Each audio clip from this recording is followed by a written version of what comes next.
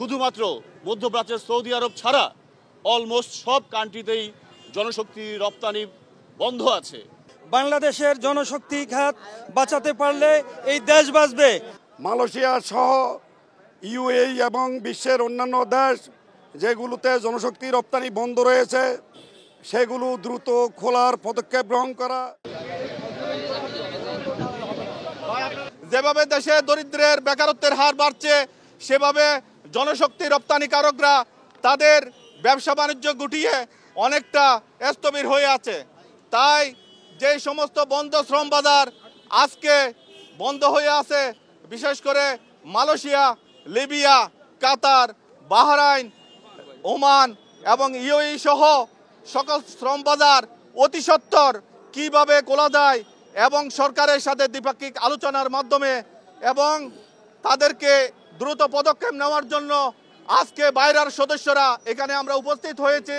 আমরা বলতে চাই আপনাদেরকে যেই ধরনের সহযোগিতা বাইরের সদস্যদের পক্ষ থেকে প্রয়োজন আমরা সর্বাত্মক সহযোগিতা করতে রাজি আছি, কিন্তু আপনারা অতি সত্বর এই মার্কেট ওপেন করে সাধারণত আমাদের জন্য মার্কেট উন্মুক্ত করে ব্যবসার সুযোগ তৈরি করে দেন এবং সাথে সাথে দেশের যে বিশাল বেকারত্বের বহর এই বেকারত্ব থেকে এই দেশকে মুক্তি দেন। আপনারা ইতিমধ্যে অবগত হয়েছেন যে শুধুমাত্র মধ্যপ্রাচ্যের সৌদি আরব ছাড়া অলমোস্ট সব কান্ট্রিতেই জনশক্তি রপ্তানি বন্ধ আছে। এই অবস্থায় লক্ষ লক্ষ আমাদের সহকর্মী এবং তাদের অফিসের স্টাফদের চাকরি আজ হুমকির মুখে। আমাদের রুটি রুজি আজকে বন্ধ হওয়ার পথে। আমরা চাই অনতিবিলম্বে যে সকল দেশগুলি বন্ধ আছে সেই সকল দেশ উন্মুক্ত করার জন্য সরকার যথাযথ পদক্ষেপ গ্রহণ করবেন। আপনারা জানেন আমরা ব্যবসায়িক নেতৃবৃন্দ, আমরা ব্যবসা করি, কিন্তু নীতি নির্ধারণটা সরকার টু সরকার হয়ে থাকে, গভর্নমেন্ট টু গভর্নমেন্ট হয়ে থাকে। এমওইউ বলেন অথবা কন্ট্রাক্ট বলেন, সেটা একটা সরকারের সাথে একটা সরকার করে থাকেন। আমরা আজকে যারা দায়িত্বে আছেন আমাদের ডক্টর আসিফ নজরুল স্যার সহ সচিববৃন্দ, ডিজি মহোদয় সহ যারা আছেন তাদেরকে আমরা বিনীতভাবে অনুরোধ করছি, আপনারা যথাযথ পদক্ষেপ গ্রহণ করে কিভাবে এই সেক্টরকে বাঁচানো যায়, কিভাবে এই বাজার আরও সম্প্রসারিত করা যায়, এই বাজারে কিভাবে আমরা কাজ করতে পারি, অধিক হারে জনশক্তি প্রেরণ করতে পারি, সেই দিকে ওনারা ব্যবস্থা নেবেন।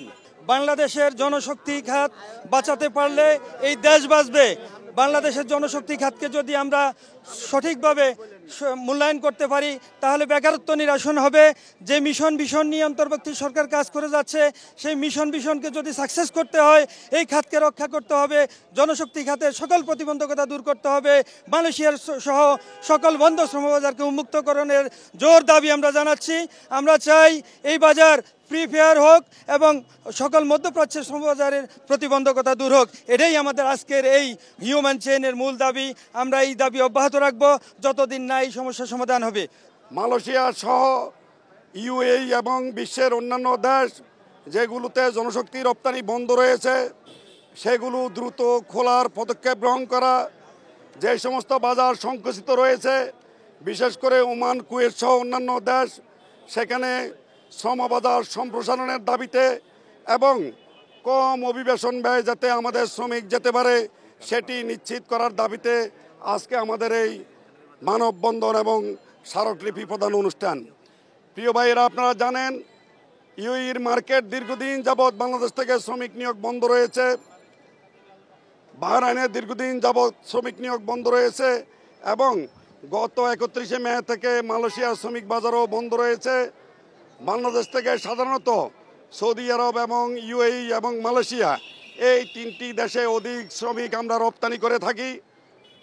মালয়েশিয়াতে বিগত 22 মাসে প্রায় 5 লক্ষ শ্রমিক এই দেশের জনশক্তি রপ্তানিকারকরা প্রেরণ করেছিল, যারা অধিক বেতনে এবং সুন্দর পরিবেশে কাজ করে রেমিটেন্স পাঠিয়ে বাংলাদেশের অর্থনীতিকে সমৃদ্ধ করছে।